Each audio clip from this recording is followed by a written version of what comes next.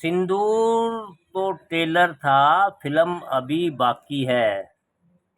फिरोज बख्त अहमद फिरोज बख्त अहमद जी का लेख है। सिंदूर तो ट्रेलर था, फिल्म अभी बाकी है। क्या लिख रहे हैं दोस्तों? लगभग सभी आतंकवादी अड्डे और अहम हवाई पट्टियां ध्वस्त हो जाने के पश्चात भी आतंकवादी पाकिस्तान होश में नहीं आया है, जिसका कारण है कि वह चीन की हिमायत पर कूद रहा है, और दूसरा यह है कि उसकी उस प्रकार की पिटाई नहीं हुई है जैसा कि आवश्यकता थी। वैसे भी पाकिस्तान को नकेल लगाने के लिए सतत चौकसी और भीषण प्रतिकार ही कारगर होगा। उसको मजहबी उन्माद से निकालकर सही रास्ते पर लाने के लिए वास्तव में पाकिस्तान की बुनियाद ही मजहब और भारत की दुश्मनी पर पड़ी है। हिंदुस्तान के प्रति पाकिस्तान की दुश्मनी किसी जमीन के टुकड़े, व्यक्तिगत दुश्मनी या सत्ता का संघर्ष नहीं, बल्कि शताब्दियों से चले आ रहे एक घोर गहन वैचारिक संघर्ष और पूर्ण रूप से भिन्न मानसिकताओं का नतीजा है। जहां भारत 1947 के गैर कुदरती विभाजन के बाद भी आज चांद सूरज तक पहुंच रहा है, वहीं पाकिस्तान की फौज के पिट्ठू आतंकवादी अभी कश्मीर में सेंध लगाने का प्रयत्न कर रहे हैं। जहां भारत ने इन 7 दशकों में ज्यादा सदाचार, सद्भाव और समभाव, लोकतांत्रिक और बहुलवादी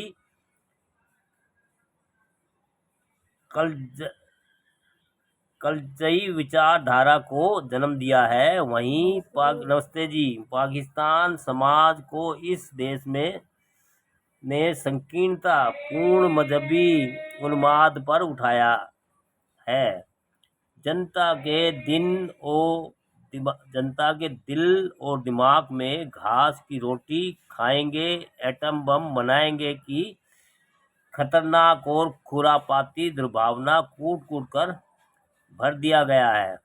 जहां समाजी तौर पर सरकार यह कार्य कर रही है, वहीं मौलाना मौदूदी के मदरसों में मासूम बच्चों के मस्तिष्क में यह भरा जाता है कि पूर्ण विश्व पर इस्लाम का राज होगा, जबकि कुरान कहता है कि लकुम दीनुकुम वले यदीन। इसका अर्थ है कि तुम्हें तुम्हारा दीन मुबारक, हमें हमारा दीन।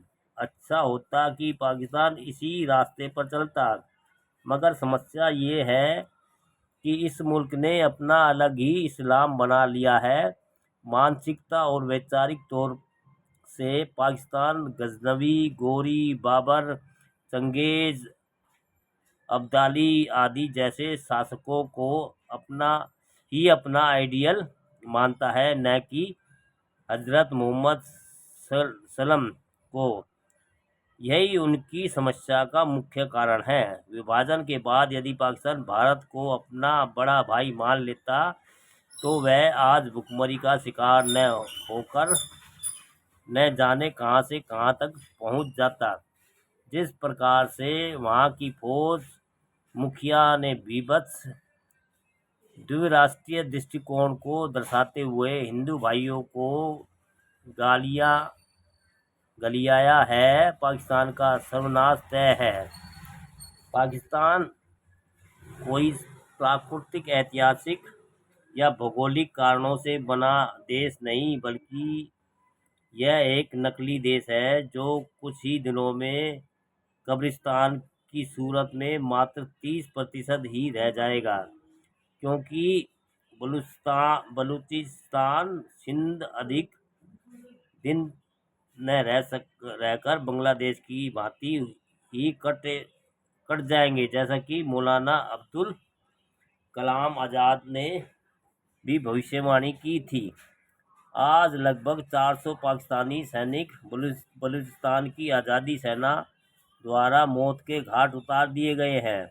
यदि पाकिस्तान चीन के बूते कूद रहा है तो यह जान ले कि चीन भारत का कुछ नहीं बिगाड़ सकता।